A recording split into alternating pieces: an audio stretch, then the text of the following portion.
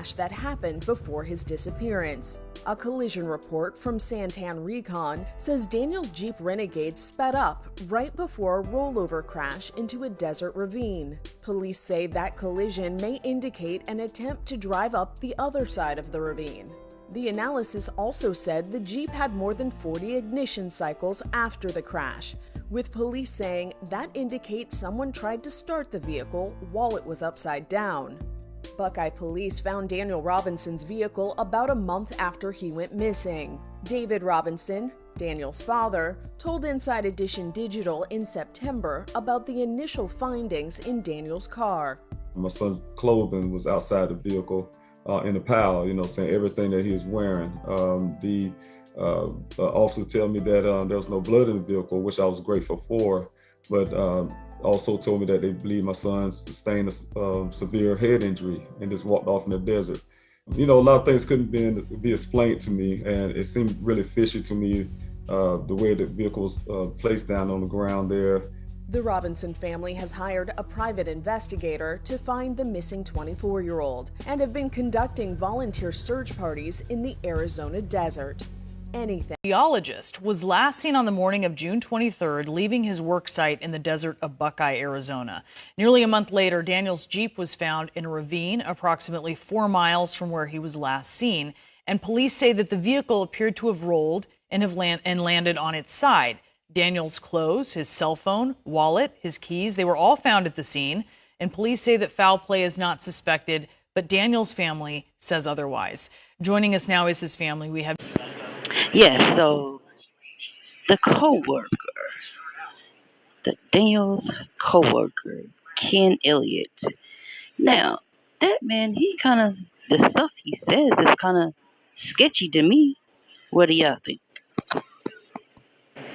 Okay, Daniel and his coworker was working at a website in Buckhead, Arizona. Okay, so he says that what Daniel's family and friends said about him being happy-go-lucky, that he basically didn't get that side of him. He got a much different side. Now, also, he said that he kept on looking behind him, he was looking around, and then he got in his truck and he drove off.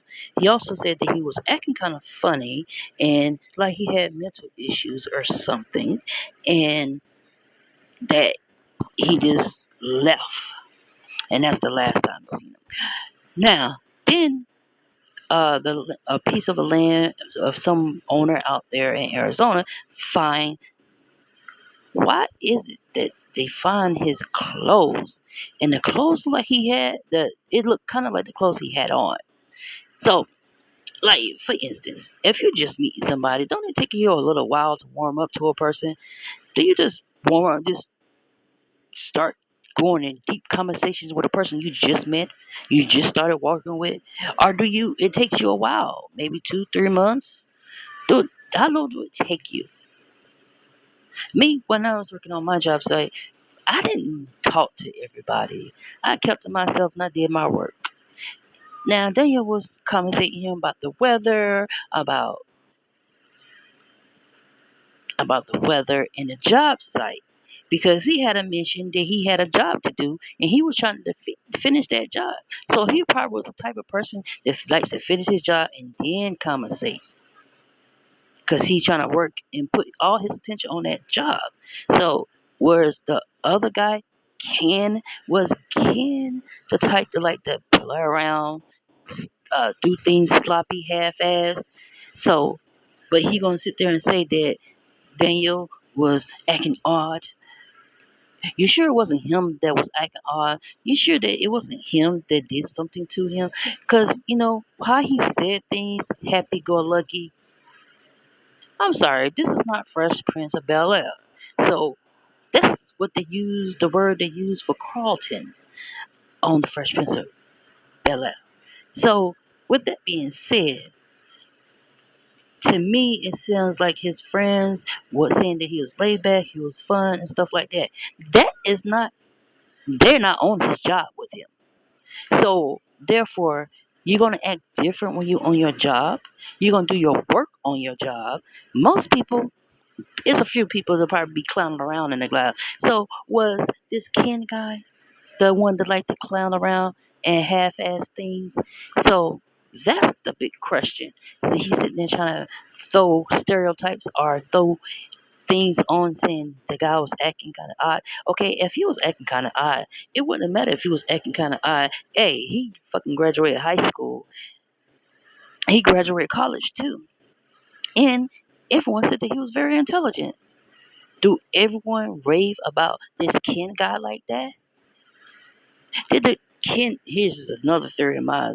What if the Ken guy decided he wanted to play a joke because he wanted to loosen Daniel up, and because he was so finish the job and we got to do this and do that, and he felt some type of way, and Ken took some of his cannabis and poured it inside it. You know, to drink cannabis, you can pour that.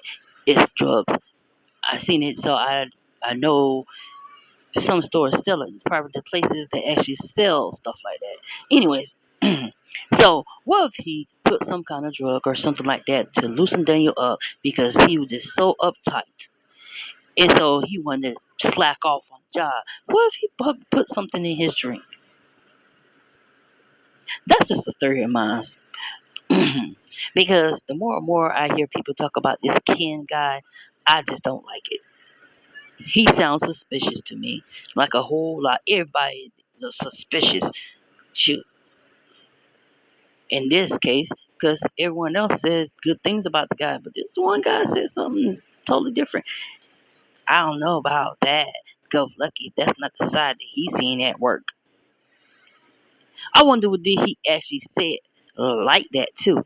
Did he say it like that with an attitude? He probably did. So if he said it with an attitude or slick remark like type of way, y'all should maybe pay attention to this Ken a little bit closer. That's my opinion on that. Y'all have a nice one. And pay attention to your family members. Watch out for them.